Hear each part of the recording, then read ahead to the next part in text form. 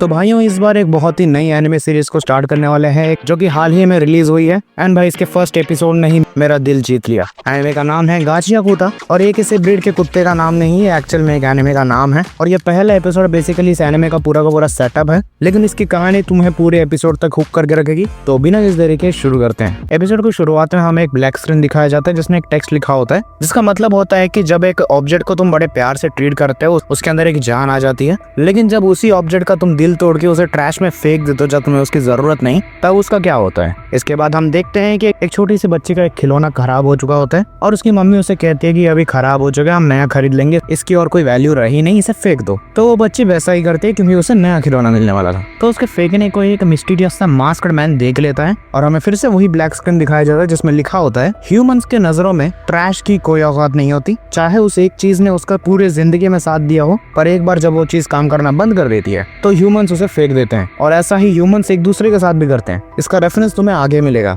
अब यहाँ पर हम देखते हैं एक दूसरा कोट और ग्लव्स पहना हुआ बंदा उस ट्रैश ट्रक के पीछे जा रहा था जिसमें उस लड़की ने उस खिलौने को फेंक दिया था। यहाँ पर हम देखते हैं जहाँ पर वो ट्रैश कलेक्ट होकर रहता है वहाँ के गार्ड को कुछ हलचल महसूस होती है और वो देखता है वही बंदा जो उस ट्रक के पीछे पड़ा था वो ट्रैश में कुछ ना कुछ ढूंढ रहा है। जहाँ वो उसे देखते ही उसके ऊपर गन तान देता है और कहता है कि तुम तो वही ट्रैश रेडर हो ना जो कि पूरे सिटी के ट्रैश में कुछ ना कुछ ढूंढता रहता है और पूरे सिटी को फिर से गंदा करता रहता है। इसी के साथ वो अलार्म भी बजा देता है जिसके कारण वहाँ पर और ज्यादा गार्ड्स आ जाते हैं। तब वो बंदा वहाँ से भागने लगता है, लेकिन बाहर का गेट क्लोज हो जाता है। जहाँ पर क्लोज होते ही वो सभी गार्ड्स उसके ऊपर गोलियां चला देते हैं, लेकिन वो बंदा काफी ज्यादा फास्ट था और वो बुलेट्स को काफी अच्छे से डॉज भी कर लेता है। यहीं भागने से पहले वो अपने हाथ पे एक छोटी सी बुलेट खा लेता है, लेकिन जैसे जैसे वो वहाँ से बच जाता है। यहाँ वो एक नाले के रास्ते से बाहर निकलता है और हम पहली बार उसका फेस देखते हैं और उन सभी से कह रहा होता है मैं कोई ट्रैश रेडर्स नहीं हो चूतियों। तो सीन शिफ्ट होता है एक आदमी के ऊपर जो अपनी बुक लिख रहा था और थोड़ा बहुत गंदा दिख रहा था। तो यहाँ पर हमें पता चलता है इस पूरे शहर में बहुत ज्यादा रेसिज्म हो रहा है। ये जो आदमी है वो लोअर कास्ट टाइप का बंदा था और हम देखते हैं कि ये पूरी सिटी दो हिस्सों में बटी हुई है, एक जिसमें अमीर घराने के लोग रहते हैं बहुत ही हाई अथॉरिटी वाले, दूसरी तरफ गरीब और नीची जात वाले लोग रहा करते हैं और ये पूरी सिटी में भयंकर रेसिज्म हो रही है। तो यहाँ पर हमें पता चलता है जिसने वो ट्रैश सभी चुराया था वो हमारा मेन कैरेक्टर है जिसका नाम रूडो है और वो चुराए हुए ट्रैश को लेके आता है और उन्हें रिपेयर करके वही स्लम एरियाज में बेचता है ताकि वो अपनी रोजी रोटी कमा पाए। यहाँ हम मिलते हैं चीवा से जो कि रूडो की दोस्त है और वो उसके बारे में केयर करती है। वो कहती है कि ऐसे हाई सिटीज में ट्रैश रेड करना काफी ज्यादा डेंजरस है, वो तुम्हें पलक झपकते ही उड़ा सकते हैं। यहाँ पर रूडो कहता है कि उसे दया आती है ऐसे टॉयज के ऊपर जो कि परफेक्टली रीयूजेबल है, लेकिन लोग उसे थोड़े से डैमेज के कारण फेंक देते हैं। तो यहीं पर आते हैं कुछ बुलीज जो कि उसे चिढ़ाने लगते हैं। तो हमें यहाँ पर पता चलता है कि वॉल के इस साइड जहाँ रूडो रहता है वहाँ पर सभी क्रिमिनल्स और उनके डिसेंडेंट्स को रखा जाता है। मतलब इन सभी के माँ बाप या फिर दादा दादी ने कहीं ना कहीं पास्ट में बहुत ही खतरनाक क्राइम्स किए थे, तो इसलिए उन सभी को वॉल्स के इस तरफ रखा जाता है। तो ये सभी डिसेंडेंट्स ट्राई करते हैं काफी ज्यादा अच्छा बिहेव करने के लिए ताकि वो अपनी इमेज को सुधार सके और कहीं ना कहीं उनको चांस मिल सके सिटी के उस तरफ रहने की। लेकिन रूडो का जो बाप था वो अपने हरकतों से बाज नहीं आया और वो सीरियल किलर भी था और वो किलिंग करता गया, इसलिए रूडो के साथ कोई खेलता नहीं। हर कोई सोचता है कि वो भी अपने बाप की तरह किलर ही निकलेगा। वो बच्चे ये भी कहते हैं कि जैसा बाप वैसा बेटा, और देखना ये भी अपने बाप की तरह हरामी ही निकलेगा, वो भी सिर्फ उन ट्रैश रेड्स की वजह से। यहीं पर रूडो उन्हें एक बहुत ही कोल्ड डेथ स्टेयर देता है जिससे वो चुप होकर वहाँ से निकल जाते हैं। यहाँ एक्चुअली चीवा को उस पर विश्वास था कि रूडो कभी भी अपने बाप की तरह नहीं बनेगा। यहाँ रूडो चीवा को वो टॉय गिफ्ट करता है जो कि उसने अपने हाथों से ही रिपेयर की थी, पर उसे लेने से पहले ही चीवा की माँ उसे बुला लेती है ताकि वो रूडो के साथ ना मिल पाए। तो यहीं पर रूडो घर लौटता है और हमें पता चलता है कि वो उसी किताब वाले आदमी के साथ रहता है जिसका नाम रेगतो है, जो कि उसे चीवा के नाम पे बहुत ज्यादा चिढ़ाने लगता है। वो इवन उसे वार्न करते हैं कि ऐसे ट्रैश रेड्स मत किया करो, तुम्हें हम दोनों के लिए मेहनत करने की जरूरत नहीं, मैं कर रहा हूँ ना। तो यहाँ पर हमें रेगतो के बारे में पता चलता है रेगतो और रूडो दोनों ही ब्लड रिलेटेड नहीं है। जब रूडो के बाप ने उसे अबैंडन करके छोड़ दिया था तब रेगतो ने उसे बचपन से पाला और तब से रूडो रेगतो का आभारी रहा है। यहाँ पर रेगतो रूडो की चोट पे बैंडेज लगाता है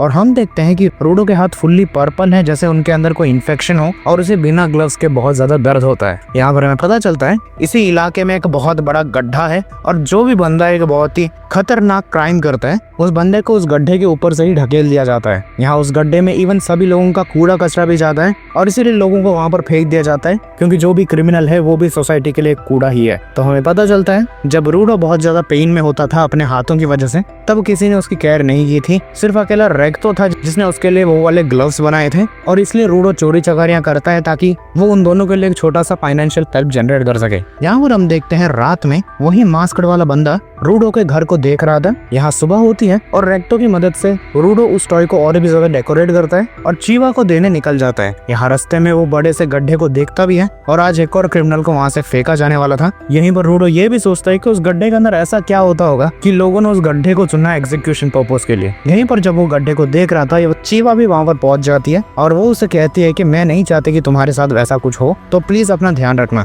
यहाँ चीवा आगे भी कहती है कि रेगतो भी रूडो से काफी ज्यादा प्यार करता है और रूडो यहाँ पर सोचने लगता है ये रेगतो भी का मतलब क्या है। मतलब अब तक रूडो को लग रहा था कि उसका सिर्फ रेगतो ही है और कोई उसे पसंद नहीं करता। अब इसी बात पे दोनों ही ब्लश करते हैं और ये मोमेंट काफी ज्यादा अच्छा भी लगता है देखने के लिए। यहाँ रूडो फाइनली उससे टॉय गिफ्ट करता है और वो उसे खुशी खुशी एक्सेप्ट कर लेती है। यहाँ रूडो पागलों की तरह भागने लगता है क्योंकि उसे पहली बार किसी ने अच्छा ट्रीट किया और वो जल्द से जल्द जाता है ताकि वो रेगतो को ये सब बता सके। लेकिन रास्ते में वो गार्ड से टकरा जाता है तो वो भागते हुए घर जाता है, जहाँ हम देखते हैं रेगतो को उस मास्क वाले आदमी ने मार दिया होता है। रूडो के लिए ये कम्प्लीटली अनएक्सपेक्टेड था और वो गुस्से में बौखला जाता है और सीधे उसके ऊपर वार कर देता है। लेकिन बंदा इतना ज्यादा स्ट्रॉन्ग नहीं था, वो मास्क्ड मैन उसे 2 मिनट में पीट भी देता है और रेगतो की एक किताब को चुरा के वहाँ से निकल जाता है। यहाँ रूडो जल्द से जल्द रेगतो के पास जाता है, लेकिन रेगतो अपनी आखिरी शब्द कहता है इस पूरे दुनिया को बदल दो और जल्द से जल्द यहाँ से भाग जाओ, क्योंकि वो जानता था कि अगर किसी ने रूडो को देख लिया तो फिर वो यही सोचेंगे कि रूडो ने ही ये मर्डर किया है। और होता यही है कि बहुत ज्यादा देर हो जाती है और वो रॉयल गार्ड्स वहाँ पर आ जाते हैं और रूडो को पकड़ लेते हैं और उसके लाख मना करने के बावजूद उसके ऊपर यही आरोप लगाया जाता है कि उसने ही रेगतो को मार दिया। अब रूडो को लेके जाया जाता है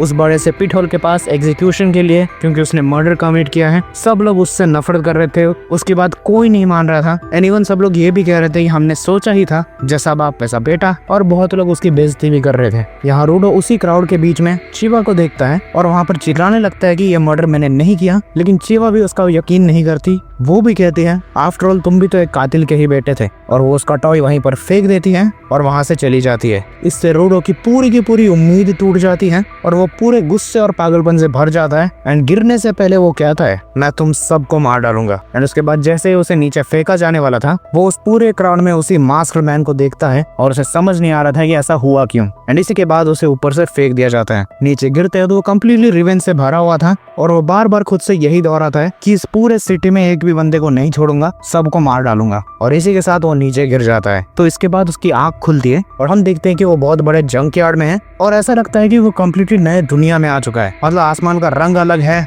और ये बड़े से पिठोल की तरह लग भी नहीं रहा था। एंड यहीं पर हम देखते हैं उस कचरे के बीच में एक बहुत बड़ा मॉन्स्टर निकलता है जो कि खुद उस कचरे से बना हुआ था। अब रूडो उस मॉन्स्टर को देखता है और उसे समझ आता है कि क्यों उस पिट को नर्क बुलाया जाता था। एंड इसी के साथ एपिसोड यहाँ पे खत्म होता है। एपिसोड काफी ज्यादा इंटरेस्टिंग था। आई होप कि आगे आने वाले एपिसोड्स भी इसी तरह हमें स्टोरी में हुक करके रखें। वेल, एपिसोड के बारे में तुम क्या सोचते हो तो मुझे कमेंट्स में बता सकते हो। मैं मिलता हूँ तुमको अगले वीडियो में, तब तक के लिए गुड बाय।